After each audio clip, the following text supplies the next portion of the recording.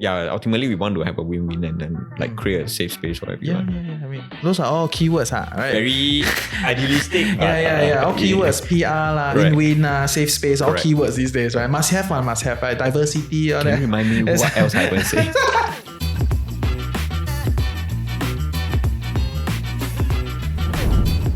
Okay, welcome back to another episode of Chills with TFC. I'm your host, Reggie, aka your Chief Financial Coconut, and today we have a very, very important person in the personal finance space. Why is it important? Because, they pretty much control the content landscape, right? So, welcome, Ming Feng. Yeah, so thanks for having me. And I'm Ming Feng. Very hard to get. We scheduled this thing many rounds already. So yes, finally. Okay. In all honesty, I was overseas. So he really got me at a bad time. If not, I would have flew down anytime. So it's my problem again. Okay, yeah, but... it's making his problem. yes, come. Yeah, so I recently took over as head of Seedly lah. How has it been? I think if you notice, probably lesser hair from the previous getting older. 2 years ago, right? You can see, right? Remember to... must polish the face, everything polish. Next time I makeup team outside because all the guests aging are all aging. Right? Over the years, you start saying that. Keith, you look older. So hey, whoa. Okay, so tell us a little bit about your backstory. How do you end up here? As the leader of Seedly. For all of you, you probably know Ming Feng is not new to Seedly, right? You've been around, you're the founding group more or less. So how do you end up in this space? How you stay so long and then now take over this thing, like all that. Yeah. To be honest, before Seedly, right, I'm changing jobs every 6 months to 1 year. So I'm like a job hopper. Yeah, because nothing really excites me. So I've been a data analyst for a while and I left and I tried to do professional trading. And a year later, how was that? How was that? Oh, that was intense. I remember clearly back then there was a lot more human traders and then algo trading was just starting to come up. So I remember being introduced to the trading office, right? And at the side, there's this little small door. And like, okay, guys, let me show you. This is the most important place. When they open up, right, it's like double-decker beds. They're like, traders sleep here to watch out for their trades. Sometimes. I know what you mean. Then that's when it hits you, right? You say, okay, look like I'm going to spend 13 or 14 hours. Yeah. And it was true. So almost every day I'm in office for about 12 hours. Yeah. So if you go to Raffles Place at night and then you see one row of light lit at night, right? All traders. They all trade the US market. They trade overnight markets. Potentially. Yes. Yeah. Or you see them eating at Lau Pa Sat in berms and light sleepers. Traders. Correct. Okay. Because we are in office so long, right? So we need to dress down. Right? So to be honest, when I was at Raffles Place or this, nobody would open the door for me because they thought I'm delivering food. Quite bad. But it's okay. It's okay. Yeah. You've come a long way, right? Yes. So then what happened after that? How do you end up in this space? So I went to startup before that to really understand. Of course, at the back, I believe dollars and cents was I'm working together with Timothy on dollars and cents lah. Back then I think dollars and cents was starting out also. So I found it really interesting to be given the opportunity to create content. And then what happens is that I went to a startup and then I got in touch with this thing called growth marketing back then. Yeah, so I decided that, why not I just take this to, it really excites me. So I decided to go to Ang Mo Kio Library. Every day eat the famous Yong Tau Hu there. I know the pioneer one, right? Is it? Okay. Every day eat, So addicted to it for a while. But I was there for 2 months on my own to really study what SEO is, what growth marketing is, what social media marketing is before I start applying for internship. Then just nice Seedly got this opening. So I applied as an intern. Wow. So you started from intern? Intern. It's like a midlife crisis. You don't know what to do. How are you this year? Can say? Can I say? Oh, okay. I thought only cannot ask girls, right? I thought I look 18. Okay. Okay, I just graduated. Okay, yeah. I'm okay. I'm about 32. Okay lah. You're fine. Okay. So you're from intern all the way to the leader, right? So your roles definitely changed to the whole course, right? And we were to talk about that, it will be another hour, right? So and you probably got many shows to talk about it. Anyway, tell me this new role that you did, because your previous role was marketing, right? Chief marketing, right? Marketing. And then now you are like CEO pretty much, right? Correct. You lead the whole thing, right? So how has that changed in terms of your daily routine, your perspective, your way of life? I think for more context, you can think of this as sailing in the sea, right?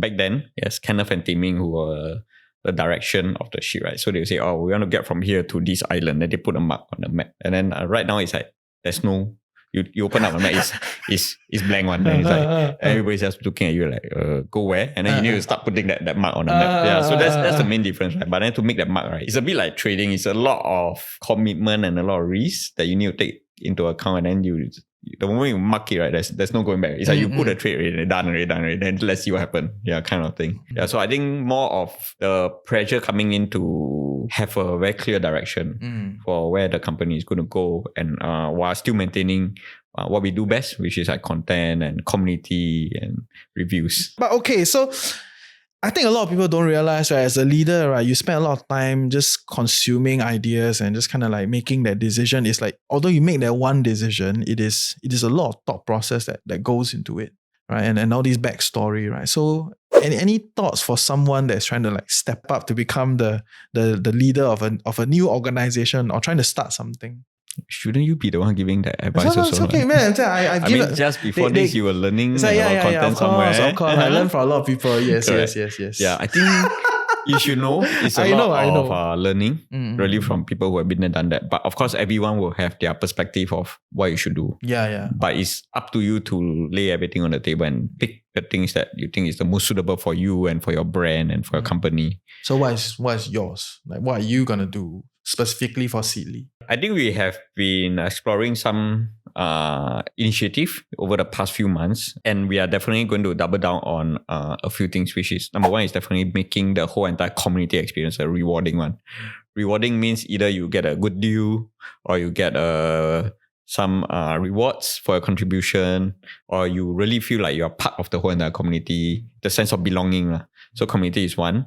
Editorial wise, we are also trying to be very unbiased. I think we have been doing that for the longest time. Most of our partners also know that we don't really do sponsored content because we want to keep that unbiased, but we want to focus a lot on the community piece. So they get the information, the unbiased one, the research that we have done, let them go and discuss, have their point of view, and then make a good decision after that.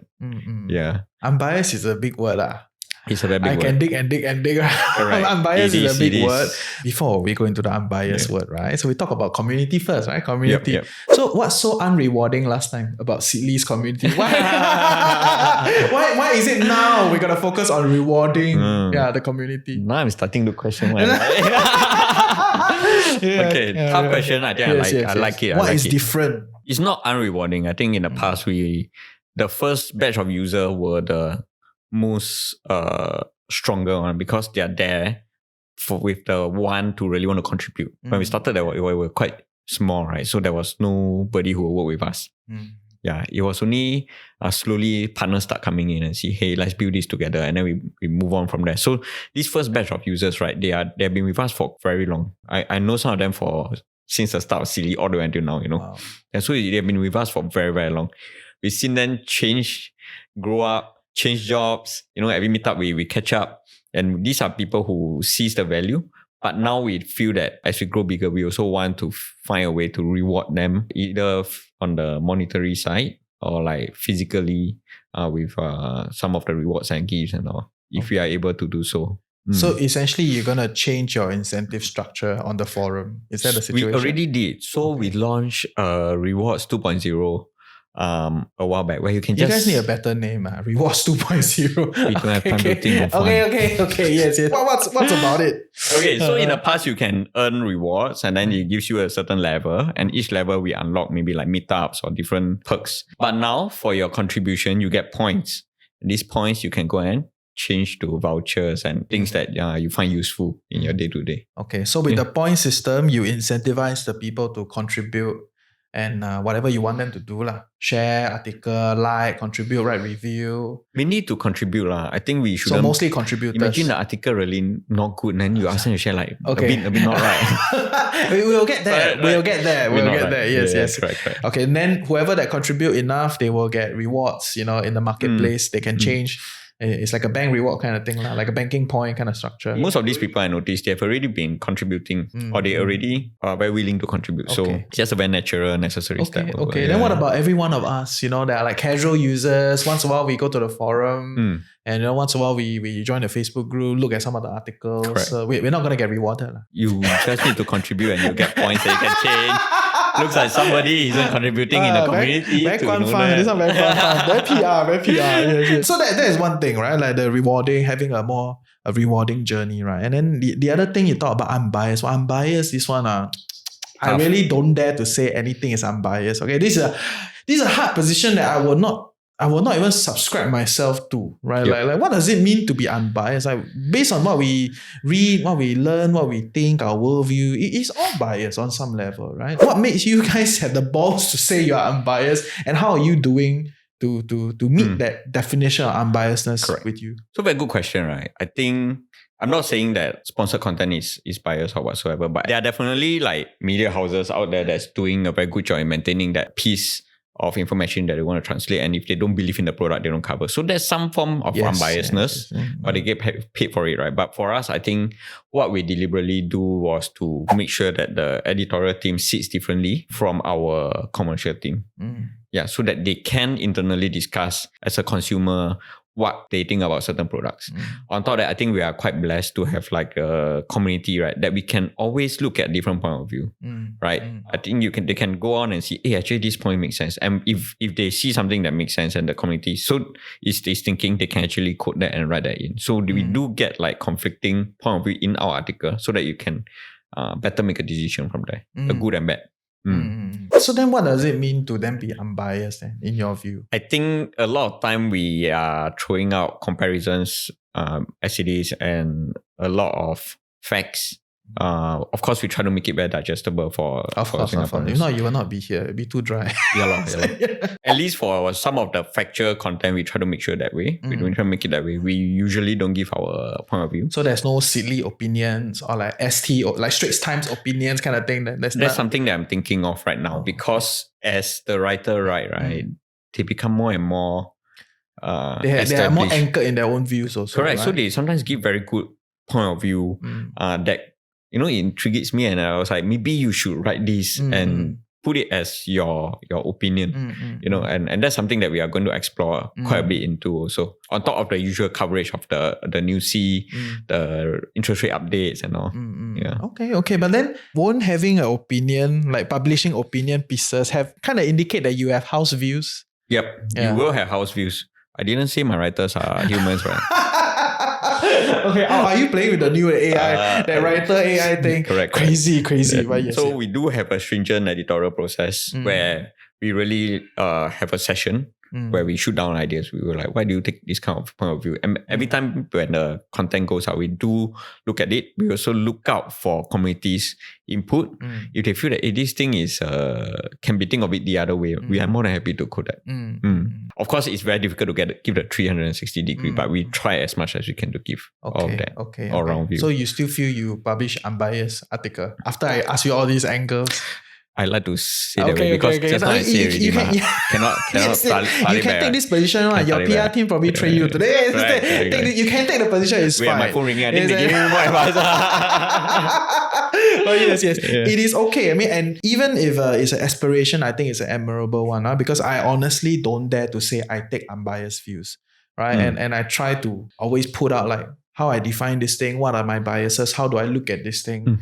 And I feel that provides context also, right? Correct. So there are different ways to consume content and coverage, and as a content creator myself, like one way is like, I believe is my way, which is the like, just what do I read? What do I learn? What are my assumptions? How do I define this thing? So I've like bias on, like this whole thing is like my worldview, but I let you know my biases. Correct. And whereas for you guys try to kind of weed out these things. I think it's different style. So I think I'm not going to say that everyone will agree with what we write, but I think at the start, number one, they are definitely not given an objective to say, hey, you must write this one very good. No, it's more like, here's this, here's the fact. So even for all the media release, right, it goes through our email, which is our content@seedly.sg. Then we really just look at facts and then we will decide from there. I wouldn't tell them that I'm working with this guy, write this one, do you like very good. So you don't feel that facts in themselves are biased? It's like what you measure, how you do that, all those things matters, right? Definitely. But okay. Definitely. That's why sometimes comparison comes about. It's true. I get it. Definitely. Yeah. But some people will argue that Seedly not so neutral, in the sense that, I think you know where I'm going with this, right? So, for sure. Yeah, there was a period of time, right, that I was more active on the forum in the sense not I write, I read. And I thought it was quite good. Got a platform, got all this information. It's great for people to look at all these things. But over time I realized, right, there are a lot of different viewpoints. Sometimes it gets very messy. So that's one thing. Correct. And sometimes the viewpoint I read already, I was like, wow, this viewpoint is damn biased. But it's ranked damn high on the forum, right? Because this person contribute a lot. This person write a lot. Yes. But I was like, from all my bias bell, it's like ding, ding, ding, ding, ding, ding, this is damn biased. And I don't know if it's okay to call them hunters. Is it okay to talk about the hunters in the space? Because it's not unique to your forum, right? It's like Property Guru also got this problem. A lot of the salespeople, people with bias, because they are incentivized to do it, they get ranked up in the ecosystem. Yes. Right? Because they contribute more. Correct. Right. So how do I then discern as a user of Seedly? Yeah, so I think that's a funny thing that you brought out. I also know what you're referring to with these hunters. When it comes to a forum, we will try our best to maintain. I know it's hard. There's a big group saying that we are against them, and there's a big group that actually benefited so much. Even same industry, half of them say, hey, you're really anti us. The other half say, hey, actually your platform very good. We really benefited from it. In terms of their they made some income. Yeah.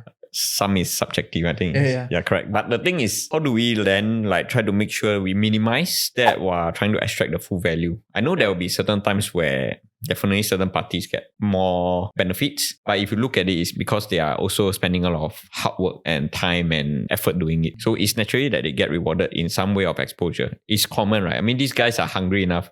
You close down this forum, they'll go to another forum. They'll run a lot of marketing ads and all. So they'll get it anyway. So might as well we just put it out in the open. Let people come in and discuss. But of course, we do protect our consumers, our users by making sure that they don't get DM. That's definitely something that we want to make sure. Because we noticed this when we were building a community on Facebook. Oh, there's a lot of DM going on? For sure. Until we needed, sometimes it gets so bad that we needed to really come in and handle some of this stuff, which I feel is not healthy.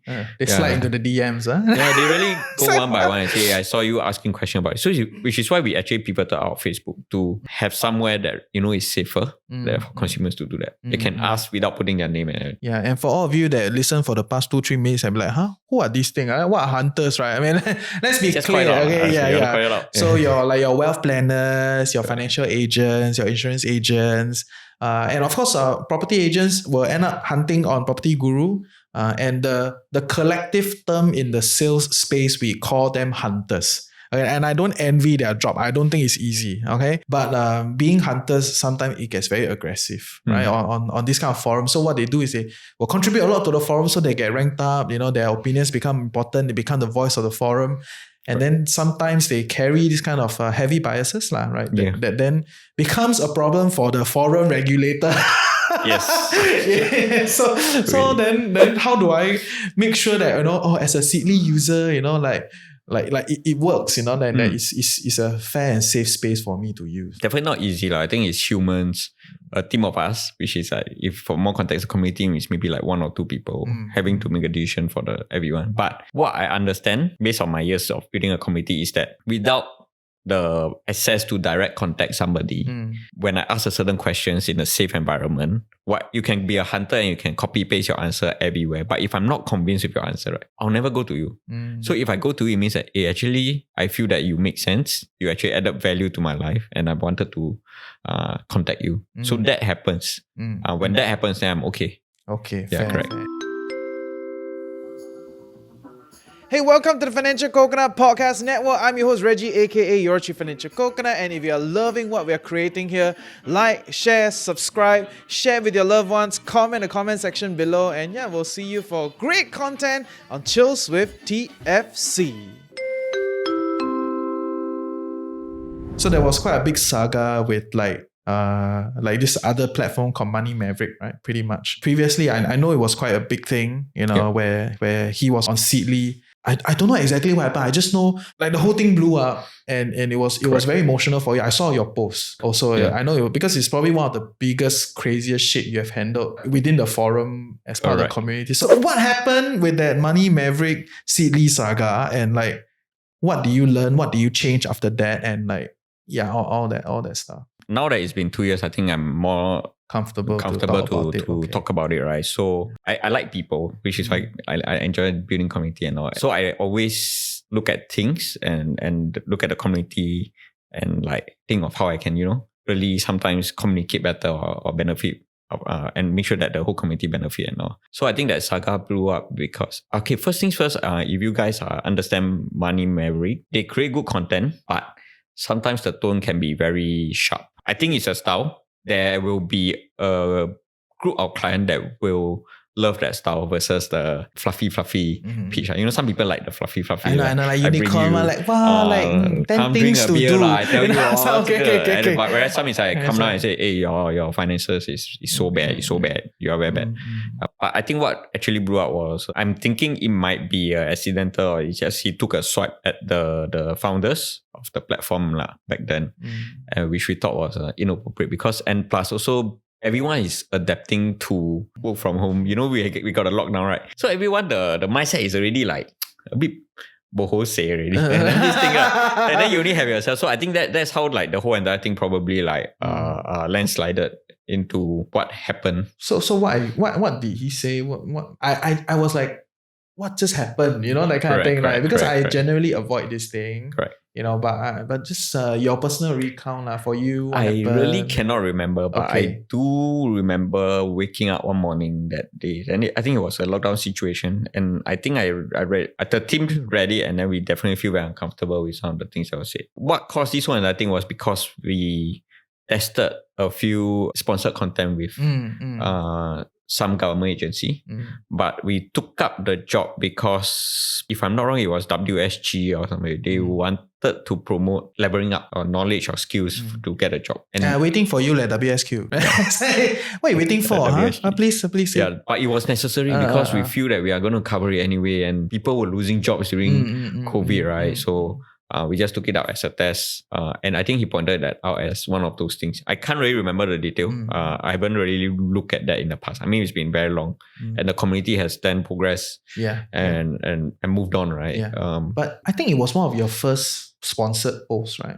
Yes. Like time before that, you guys didn't do sponsored posts. So I think that's why it was quite a saga. After that, we didn't also. Really? Just because of that saga, you guys stopped sponsored posts? We haven't really think of doing it. We feel that right now, our priority will be on community and benefiting the community. So we don't do sponsored posts. But sponsored posts is very important, right? For a tech platform or foreign platform. You see Hungry go where? I mean, told already. But correct. Everybody is making money off sponsored posts. Yes. It's a proven model. It is. It is. How can you guys not do sponsored posts? You know what I mean? It's not editorial articles, right? Correct, you mean like it's like a push kind of thing, right? Put rank at the top or put something. So it's like sponsored posts that way, right? So you pay for the power up, right? I mean, the whole Google does sponsored posts, the whole thing, right? How can you not do sponsored posts? You know what I mean? So I don't think it's that one situation. Okay. That one situation got me thinking, but we feel that sponsored content is tested, proven, yes. So it's a very hard decision for us to say,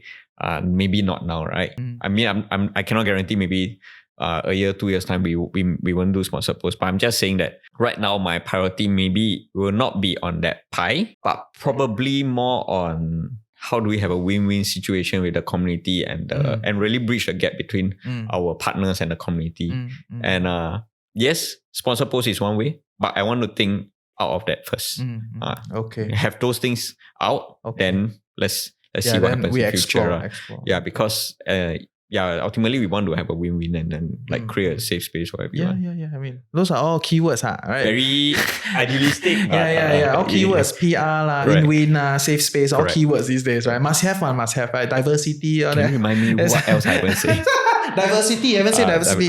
We want to have a diversity group, we're going to have welfare, correct. Give back to society, right? All our same one, very sian. Correct. It's a standard formula. So that's you already know already, you still ask me.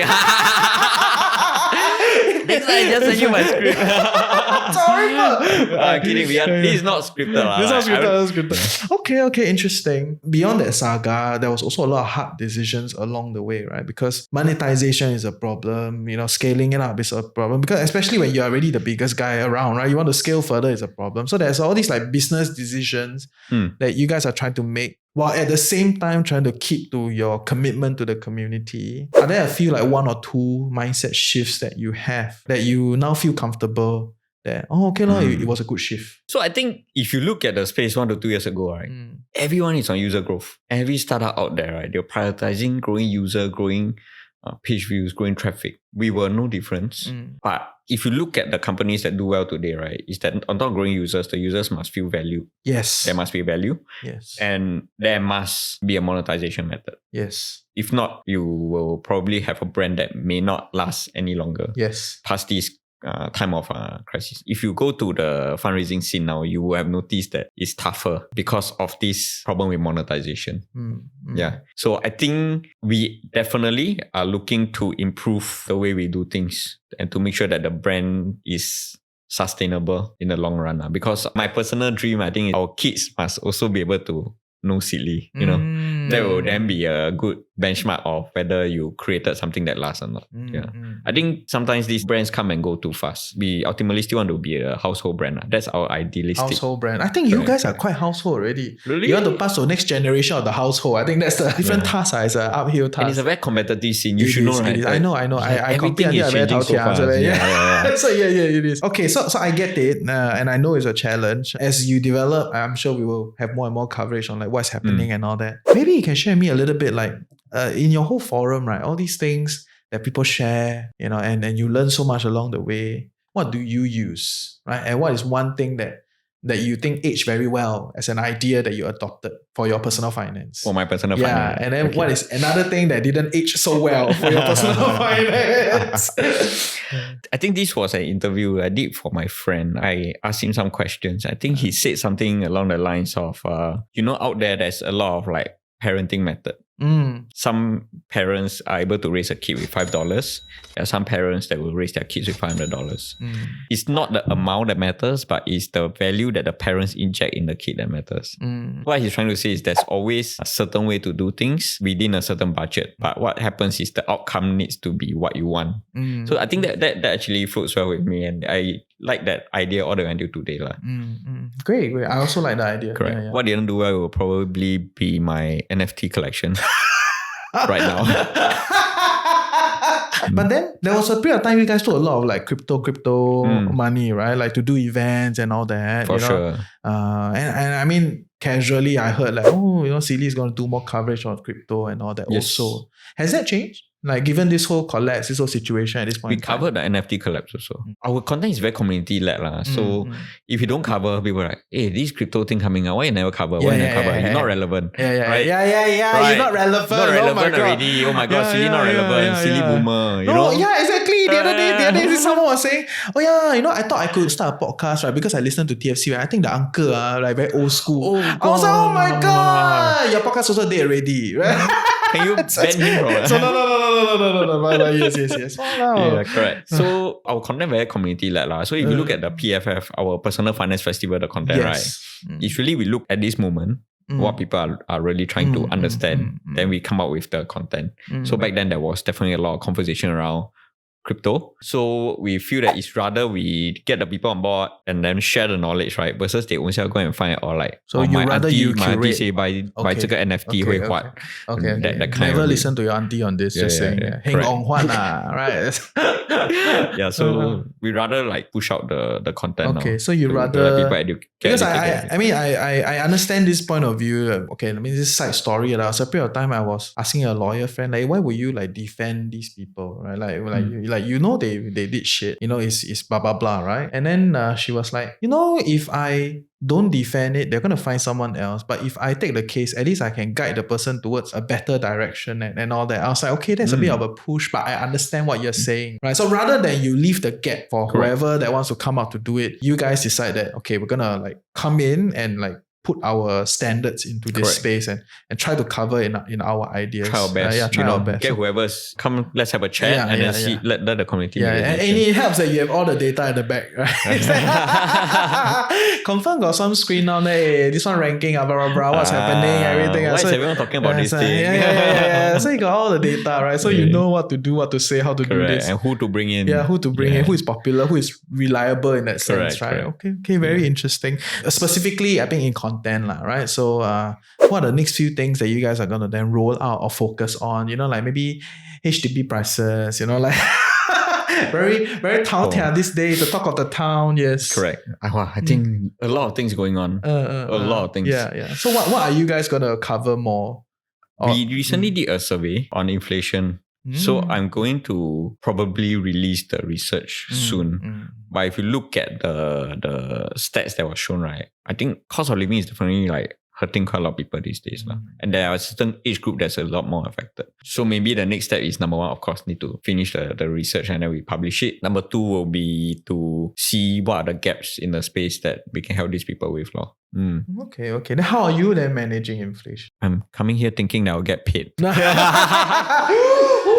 I need sponsor, no sponsor, no show, very okay, please sponsor him so that we can get paid. So that we can do more. Yes.